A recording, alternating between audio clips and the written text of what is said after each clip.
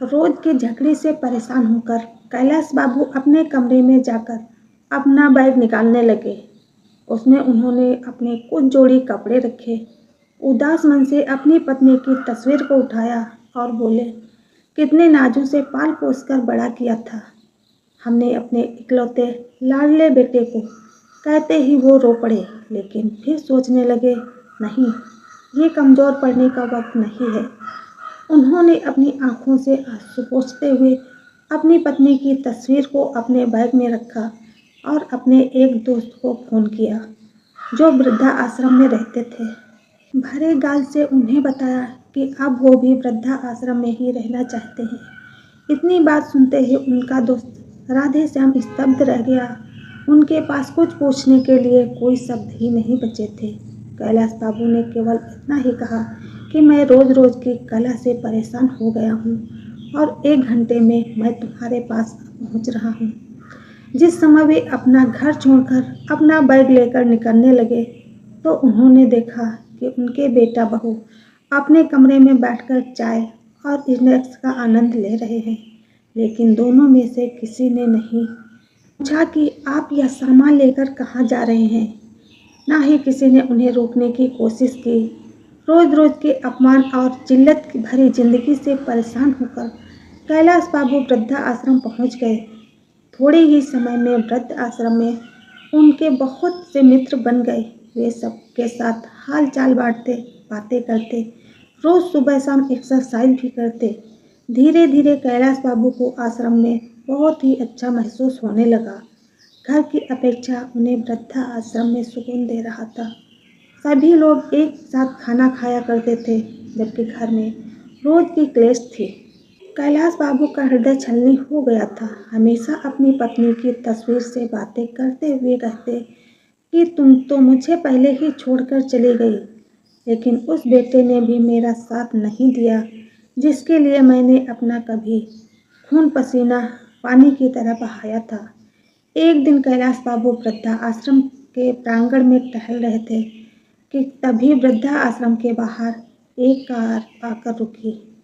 वृद्धा आश्रम के सभी लोग उस कार की ओर देखने लगे और सोचने लगे कि आज फिर कोई अभागा बुजुर्ग इस वृद्धा आश्रम में आया है, जिसने ना जाने कितने जतन से अपने बच्चों को पाल पोस कर पढ़ा लिखा कर बड़ा किया होगा।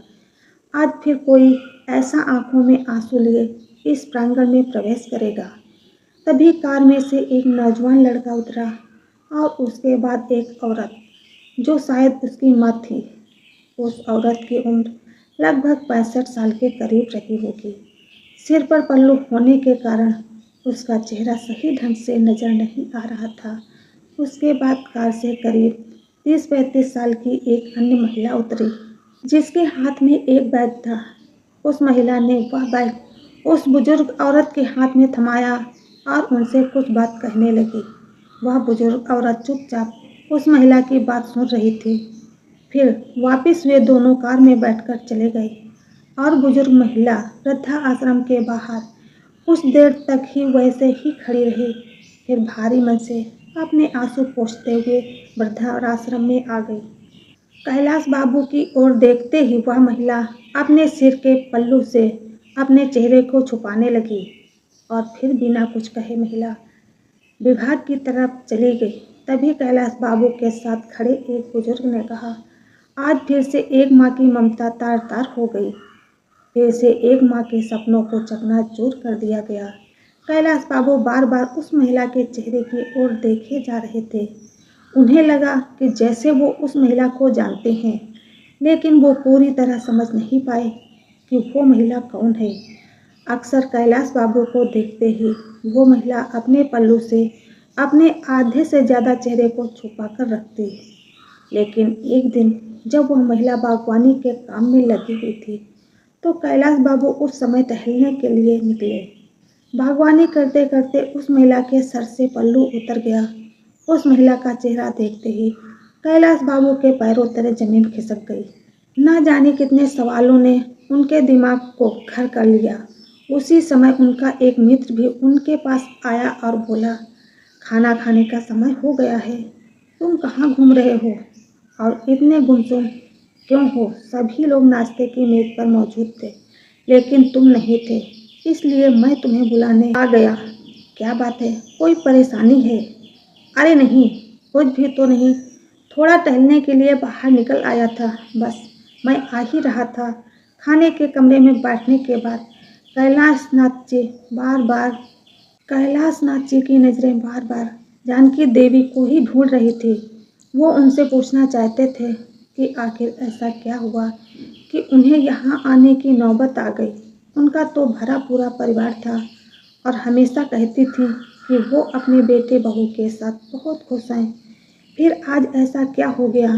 कैलाश बाबू ने उधर ही काम करने वाले किसी व्यक्ति से पूछा कि 2 दिन पहले जो महिला एक वृद्धाश्रम में आई थी, वो आज खाना खाने नहीं आई है। उन्होंने बताया कि वो माताजी आज बहुत दुखी हैं, इसीलिए उन्होंने खाना खाने से मना कर दिया है। परेशान भी क्यों न हो, आखिर जो उनके बेटे बहू ने उनके साथ किया, ऐसा तो कोई दुश्मन भी किसी के साथ ना करे। वो बार बार अपने घर को याद कर रही हैं। सुबह से अपने कमरे में बैठे रोई जा रही हैं।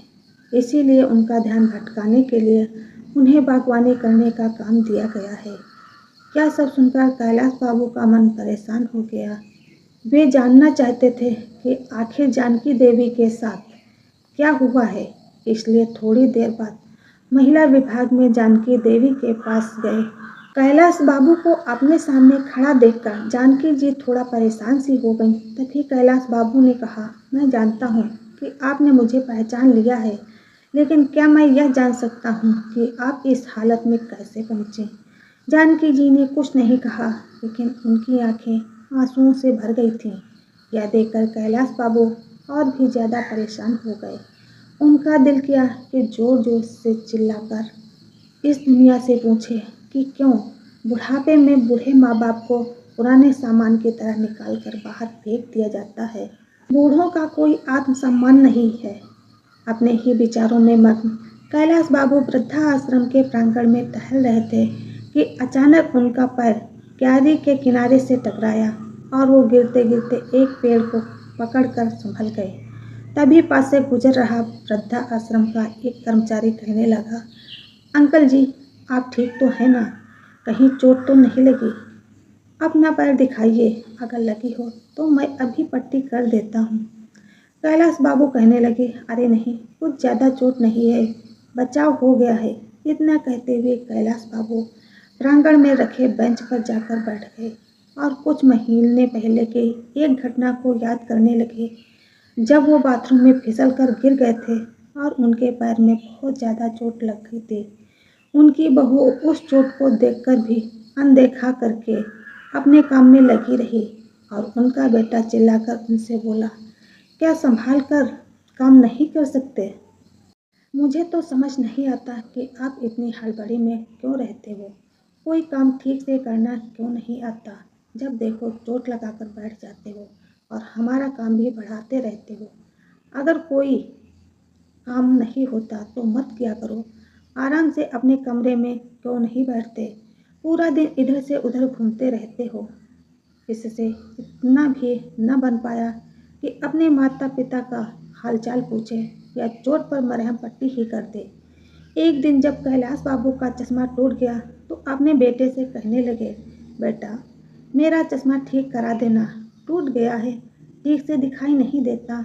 इतनी बात सुनते ही बहू बीच में से जोर से चिल्ला पड़ी और बस चारपाई पर बैठे बैठे खर्चे बढ़ाते रहते हैं और कोई काम धंधा तो नहीं करते। बच्चों की तरह हरकत हो गई है आपकी। ना जाने ऐसा कितनी बार हुआ था जब कैलाश बाबू अपने बेटे बहू से अपमानित हो चुके थे। अपने अतीत में झांकते कैलाश बाबू अभी अपने विचारों में खोए ही हुए थे कि तभी सामने से उनके बुजुर्ग मित्र राधे श्याम जी आते हुए दिखाई दिए। राधे श्याम जी के चेहरे पर मुस्कुराहट थी। उन्हें देखकर कैलाश बाबू बोले, क्या बात है राधे श्याम, आज तो बड़े ही खुश नजर आ रहे हो। अब राधे श्याम जी ने कहा, आज मेरे बेटे का जन्मदिन है। उनका फ़ोन आया था कि आज वो मुझसे मिलने आने वाला है, इसीलिए मैं बहुत खुश हूँ। बहुत दिनों बाद आज उसका चेहरा देखने को मिलेगा। राधे श्याम की बात सुनकर कैलाश बाबू कुछ परेशान से हो गए और अपने मित्र को बोले, जिस बेटे ने तुम्हारी यह हालत कर दी, तुम्हें वृद्धा आश्रम में छोड़कर चला गया, साल में केवल कभी कभी ही तुमसे मिलने आता है, तुम उस बेटे के लिए खुश हो रहे हो। तभी राधे श्याम जी बोले, मैं तो इसी में खुश हूँ कि कम से कम मेरा बेटा मुझसे मिलने तो आ रहा है, मेरे लिए यही बहुत बड़ी बात है। लेकिन कैलाश जी उससे नाराज होकर उनकी बात को बिना सुने अपने कमरे में जाकर बैठ गए और सोचने लगे कि यह किस्सा केवल मेरे साथ या जानकी जी के साथ ही नहीं है।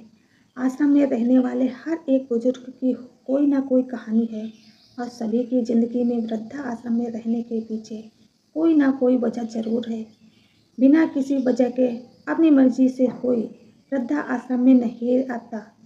जब तक ये एक व्यक्ति के अंदर तक भर नहीं जाता, तब तक वो वहाँ आने के लिए मजबूर नहीं होता। लेकिन देखो, सभी बूढ़े लोग अपनी उन कड़वी यादों को भूलकर अपनी ज़िंदगी को यहाँ बिताने को मजबूर हैं। कुछ लोग समय के हिसाब से खुद को ढाल लेते हैं और खुश रहने की कोशिश करते हैं, जबकि कुछ लोग मेरे जैसे हैं जो हमेशा ही अपने बच्चों को, अपने बेटे बहू को, अपने पोती पोती को याद करके आंखों से आंसू बहते रहते हैं, बार बार अपने घर परिवार को याद करते हैं। मन में अपने घर के लिए लगाव भी है, लेकिन उसी घर में रहने वाले बेटे बहू के दिल दिए हुए घाव हैं।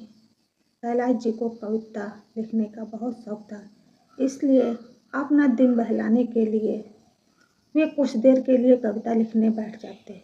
एक दिन जब वह एक कागज पर अपने विचारों को कविता का रूप दे रहे थे, तो उस पर अपने हालात बयां करते हुए उनकी आंखें आंसुओं से डबडबा गईं। उसी समय वृद्धा आश्रम का संचालक उनके पास आया और उन्हें आवाज़ लगाई।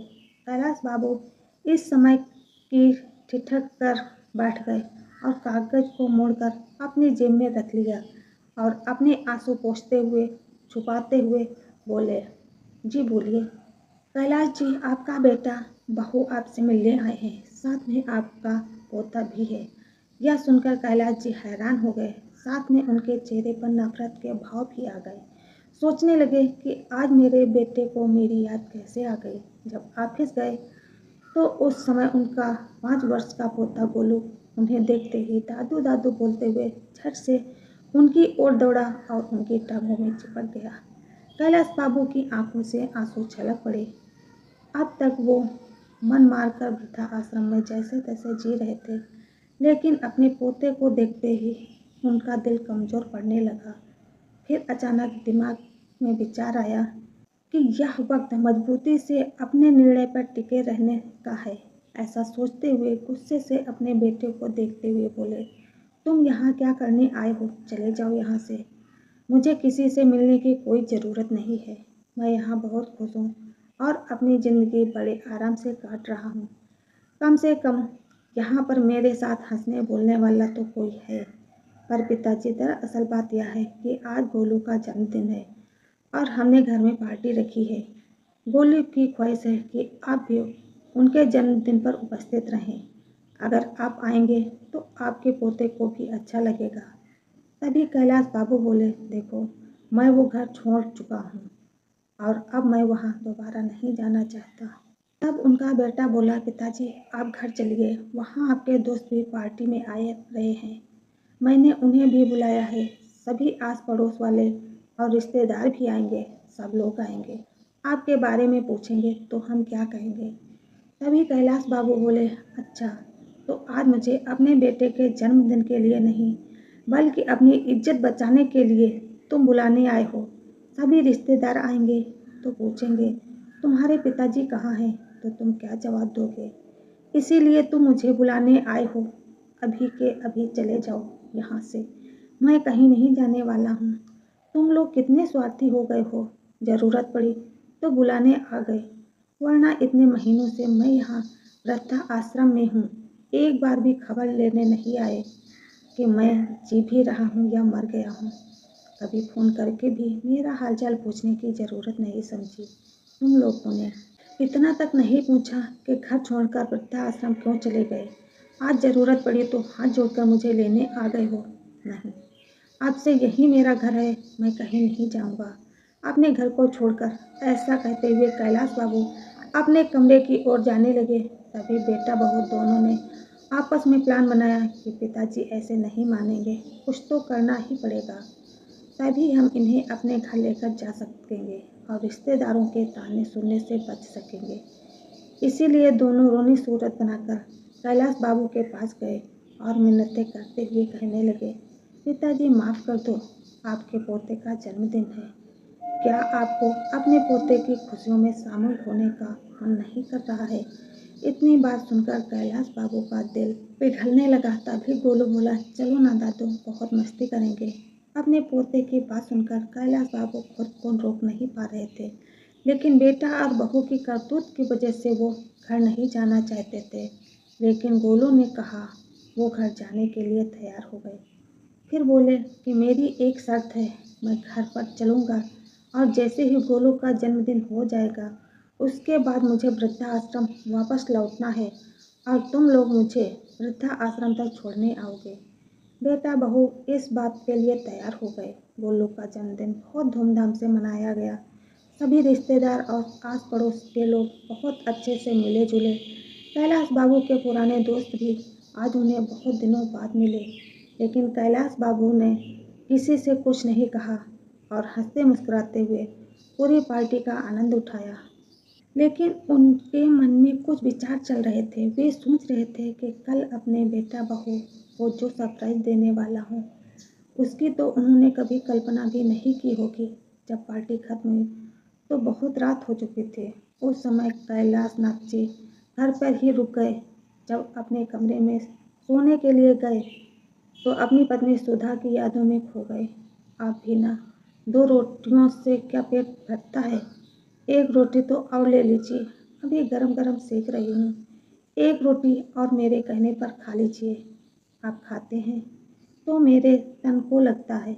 अरे नहीं सुधा, मेरा पेट पूरा भर चुका है, और कितना खिलाओगी? अपनी पत्नी को याद करते करते कैलाश बाबू सोचने लगे कि एक सुधा थी जो मुझे एक गिलास पानी भी खुद से उठाने नहीं देती थी, और एक उसकी बहू हो जिसने मुझे एक एक रोटी के लिए भी तरसा दिया। छोटे से छोटा काम भी मुझ पर डाल देती थी। सब्जी लाने से लेकर घर की साफ सफाई तक का सारा काम मुझसे करवाती थी। मुझे वो काम करने में भी हर्ज नहीं है, लेकिन सब करने के बाद भी अगर घर में इज्जत ना मिले तो ऐसी ज़िंदगी किस काम की। अपनी पत्नी की यादों में गुम, पता नहीं कब उनकी आंख लग गई। सुबह जब सोकर उठे तो देखा बेटा और बहू दोनों तैयार खड़े थे। जैसे ही वो बाहर आए, बहू रेखा बोली, चलिए पिताजी तैयार हो जाइए, आपको वापस वृद्धा आश्रम में छोड़ आते हैं। ऐसा कहते हुए रेखा के मन में विचार चल रहे थे कि कहीं पिताजी हमेशा के लिए यहीं रुकने का मन न बना लें। इसीलिए जल्द से जल्द उन्हें वृद्धा आश्रम में छोड़ देना ही उचित होगा। कैलाश बाबू उन्हें देखकर हैरान थे और अपने बेटे बहू की मंशा को अच्छी तरह से समझ रहे थे। इसलिए वो भी जल्दी से नहा धोकर तैयार हो गए। जैसे ही वृद्धा आश्रम में जाने के लिए गाड़ी में बैठने लगे, उन्होंने देखा कि उनकी बहू रेखा के चेहरे पर एक संतुष्ट भरी मुस्कान थी। मन ही मन सोचने लगे कि चलो बेटा, आज तुम्हें जो सरप्राइज दूंगा उसके बाद से तो तुम वृद्धा आश्रम का नाम लेना भी भूल जाओगे। कैलाश बाबू ऐसा सोचते हुए कार में बैठ गए। एक पल को अपने घर को निहारने लगे, फिर सोचने लगे कि ठीक है, जहाँ मन को तसल्ली मिले उधर ही रहना चाहिए। यहाँ तो बेटे बहू को मुझे निकालने की बहुत जल्दी है, तो यहाँ रहकर भी क्या करूँगा। अपना वृद्धा आश्रम ही अच्छा है, जहाँ मैं अपने हिसाब से खाता हूँ, अपने हिसाब से रहता हूँ और अपने मनपसंद काम करता हूँ। किसी की चिक चिक तो नहीं होती। जैसे ही वृद्धा आश्रम के सामने कार रुकी तो बेटे बहू कार से उतरकर बाहर खड़े हो गए। कैलाश बाबू भी कार से निकलने और अंदर जाने लगे। जाते जाते रुक गए और पीछे मुड़कर अपने बेटे बहू को आवाज़ लगाई।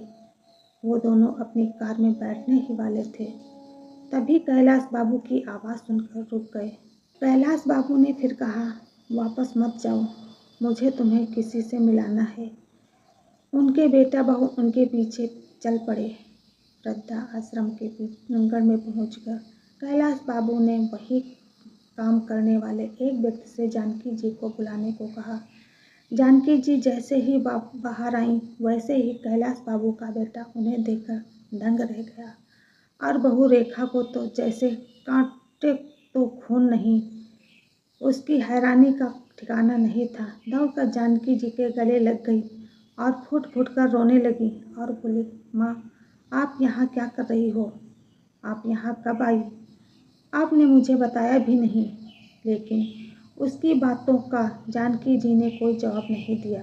फिर रेखा बोली, मुझे तो यही लगता था कि आप भाई भाभी के साथ बहुत अच्छे से रह रही हो। कल ही मेरी भाभी से बात हुई थी, उन्होंने भी नहीं बताया कि तुम वृद्धाश्रम में हो। मैं तुम्हारे बारे में भाभी से कितने दिनों से पूछ रही थी कि माँ से बात नहीं हो रही है, माँ कहाँ है, एक बार तो मेरी बात करवा दो।